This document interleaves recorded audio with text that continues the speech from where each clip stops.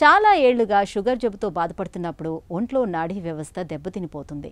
రక్తనాళాలు కూడా పాడైపోతాయి. దీంతో స్పర్శ జ్ఞానం కూడా తగ్గుతుంది. ఇలాంటప్పుడు కాళ్లకు పాదాలకు దెబ్బలు తగిలినా గాయాలైనా పెద్దగా నొప్పి బాధలు కనిపించవు.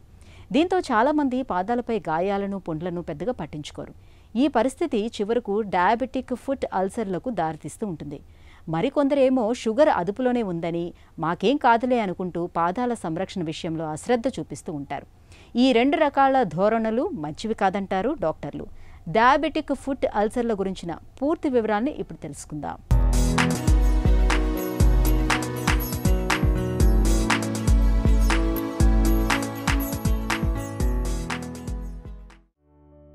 పదేళ్లకు మించి షుగర్ జబ్బు ఉన్నప్పుడు సహజంగానే దాని ప్రభావం మన శరీరంలోని అన్ని అవయవాలపైన ఉంటుంది. షుగర్ దాడికి ముఖ్యంగా మనలోని నాడీ వ్యవస్థ రోజురోజుకి కుదేలైపోతుంటుంది. అన్నింటికి మించి కాళ్లలోని నాడులు దెబ్బతినిపోతాయి. నరాల మీద ఉండే మైలిన్ అనే పూత తగ్గిపోవడంతో పాటు నరం లోపల సంకేతాలను అటు ఇటు చేరవేసే యాక్సోప్లాజం అనే పదార్థం బాగా తగ్గిపోతుంది.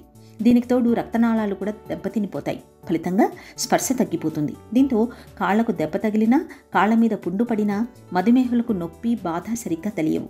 నొప్పి బాధలు లేకపోవడంతో చికిత్స తీసుకోకుండా అశ్రద్ధ చేస్తారు. చివరికి కాళ్లపై పాదాలపై పుండ్లు ఎంతకీ తగ్గని రాచపుండుల్లాగా మారతాయి. షుగర్ ఉండే వాళ్లకు చాలా కామన్గా వాస్కులర్ సర్జన్ చూసేది అంటే పాదాల్లో సమస్యలు. ఈ పాదాల సమస్యలు ఎందుకు వస్తాయి? పాదాల్లో మనకు రక్తనాళాలు ఉంటాయి, తర్వాత నరాలు నర్వ్స్ ఉంటాయి. ఈ నర్వ్స్ అనేది మజిల్స్కు, తర్వాత టెండన్స్కు, బోన్స్కు అంతా సప్లై చేస్తుంది. ఈ డయాబెటీస్ ఉండే వాళ్లకు 10-15 సంవత్సరాల తర్వాత షుగర్ కంట్రోల్లో లేకపోవడంతో ఈ నరాలు అనేది దెబ్బతింటాయి. ఈ స్పర్శ తెలిసే నరాలు అంటే సెన్సరీ న్యూరోపతి అంటాం, డయాబెటిక్ సెన్సరీ న్యూరోపతి.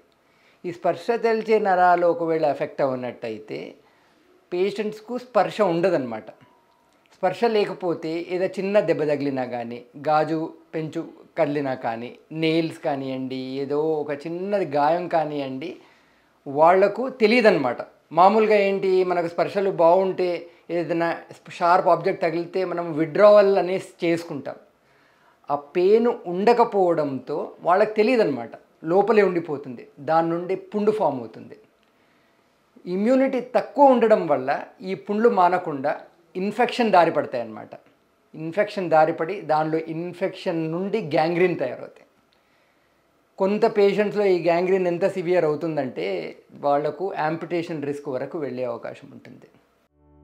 మధుమేహం మూలంగా నాడీ వ్యవస్థ దెబ్బతినిపోవడంతో కాళ్లకు పాదాలకు స్పర్శ తగ్గిపోతుంది. ఈ దశలో రోగులు తమ సమస్యను రకరకాలుగా వర్ణిస్తుంటారు.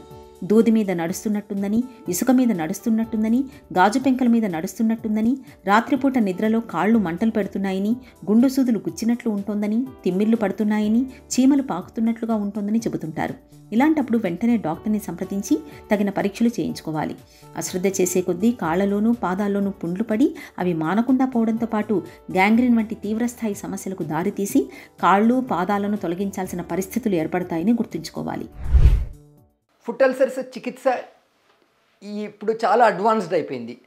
ఆ ఫుట్ అల్సర్ ఏ స్టేజ్లో వచ్చారు అనేది చాలా ఇంపార్టెంట్. ముందుగా పుండ్లు రాకుండా, అల్సర్స్ రాకుండా చూసుకోవడం అనేది చాలా important. Prevention is better than cure అని మనం అందరం వినే ఉంటాము. అది డెఫినెట్గా ఈ డయాబెటిక్ పేషెంట్స్కి మాత్రము అర్చిస్తుంది.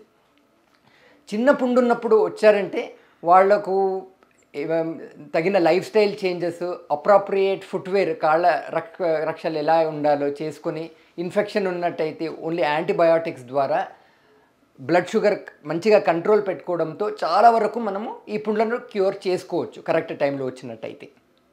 కొంత పేషెంట్స్కు బ్లడ్ సర్క్యులేషన్ తక్కువ ఉన్నట్టయితే వాళ్లకు డాప్లర్ స్కాన్, తర్వాత అవసరం ఉంటే యాంజియోగ్రామ్ చేసుకొని బ్లడ్ సర్క్యులేషన్ ఇంప్రూవ్ చేయడానికి చాలా వివిధమైన రకాలు బైపాస్ కానివ్వండి, స్టెంట్స్ కానివ్వండి, బెలూన్ యాంజియోప్లాస్టీలు కానివ్వండి చేసుకొని ఆ పుండుకు తగినంత oxygen, nutrients, blood circulation improve చేయడం ద్వారా ఆ పుండ్లు తొందరగా మానుతాయి. అలాగే కొంత పేషెంట్స్ గ్యాంగ్రీన్ స్టేజ్లో వచ్చారంటే అప్పుడు వాళ్లకు కొద్దిగా ఆ ఏదైతే పార్ట్ చనిపోయినట్టుండి గ్యాంగ్రీన్గా ఉంటుందో ఆ పార్ట్ తీయాల్సిన అవసరం ఉంటుంది. తీసేసి పస్సంతా క్లీన్ చేసిన తర్వాత అప్పుడు మనము బ్లడ్ సర్క్యులేషన్ ఇంప్రూవ్ చేసుకుంటే అప్పుడు కూడా మనం పాదాలను రక్షించుకోవచ్చు. అన్ఫార్చునేట్లీ దురదృష్టవశాత్తు కొంత పేషెంట్స్కు మాత్రము ఇప్పుడు కూడా పాదాలంతా పస్సు అయిపోయి అది కాళ్ళల్లో కూడా స్ప్రెడ్ అయినట్టయితే లైఫ్ మనము సేవ్ చేసుకోవటానికి ఒక్కొక్కసారి యాంపిటేషన్ అనేది చేయాల్సిన అవసరం వస్తుందన్నమాట. మధుమేహం మూలంగా పాదాలు దెబ్బతినే విషయాన్ని కొన్ని ప్రత్యేక పరీక్షల సాయంతో ముందుగానే గుర్తించవచ్చు. డాప్లర్ అనే పరీక్ష సాయంతో చీలమండలు, మోచేతి వద్ద రక్తపోటు ఎలా ఉన్నది తరచూ పరీక్షించుకుంటూ ఉండాలి. చేతుల్లోని రక్తపోటు కంటే కాళ్లలోని రక్తపోటు తక్కువగా ఉంటున్నట్లయితే దాన్ని అనుమానిత సంకేతంగా తీసుకోవాలి. తరచూ డాప్లర్ పరీక్ష చేయించుకుంటూ ఉంటే కాళ్లలో రక్తనాళాలు దెబ్బతినే ప్రమాదాన్ని సుమారు 5 నుంచి 10 ఏళ్ల ముందే పసిగట్టి తగిన నివారణ చర్యలు తీసుకోవచ్చు. షుగర్ ఉండే పేషెంట్స్లు వాళ్ళ బ్లడ్ షుగర్ను కంట్రోల్లో ఉంచుకోవడం చాలా ఇంపార్టెంట్. ఎందుకంటే ఇది లాంగ్ స్టాండింగ్ డిజీజ్. 10-15 సంవత్సరాల తర్వాత ఇప్పుడు మీ షుగరు 200, 300 అలాగే ఉన్నట్టయితే ఆల్మోస్ట్ 80-90% పేషెంట్స్కు మాత్రము డయాబెటిక్ ఫుట్లో చేంజెస్ వచ్చే అవకాశం ఉంటుంది. కరెక్ట్గా కంట్రోల్లో ఉంచుకునే వాళ్లకు మీరు ఈ డయాబెటిక్ ఫుట్ రాకుండా చూసుకోవచ్చు. రోజు కాళ్ళను శుభ్రంగా కడుక్కోవాలి. సోప్ వాటర్తో కడుక్కొని తర్వాత డ్రై చేసుకోవాలి. డ్రై చేసుకున్న తర్వాత మాయిశ్చరైజింగ్ క్రీమ్ను జాగ్రత్తగా అప్లై చేయాలి. పైన కింద సోల్లో కూడా అప్లై చేసుకోవాలి. అలాగే మీ పాదాలను చూసుకోవడం, ఇన్స్పెక్షన్ అంటాం, అది ఇన్స్పెక్షన్ చేసుకోవడం చాలా ఇంపార్టెంట్. పాదాల షేప్ ఎలా ఉంది, ఏదైనా క్రాక్స్ ఉన్నాయా, ఏదైనా ఎరుపు రంగు స్వెల్లింగ్ ఉందా, వేడిగా ఉందా, ఏదైనా పుండ్లు ఏర్పడ్డాయా, ఆనెలు ఉన్నాయా, లేకపోతే ఏమైనా డిశ్చార్జ్ పస్సు ఏమైనా వస్తూ ఉందా, గ్యాంగ్రీన్ బ్లాకిష్ డిస్కలరేషన్ నలుపు రంగులో ఏదైనా చేంజ్ అయిందా అనేది మనము రోజు ఒకసారి పాదాల పైన కింద వేళ్ల మధ్యలో, చాలామంది వేళ్ల మధ్యలో చూసుకోరు, వేళ్ల మధ్యలోనే చాలా వరకు పుండ్లు స్టార్ట్ అవుతాయి. సో వాళ్ళకి ఏదైనా ఫంగల్ ఇన్ఫెక్షన్ ఉందా అని చూసుకోవడం మాత్రం చాలా ఇంపార్టెంట్.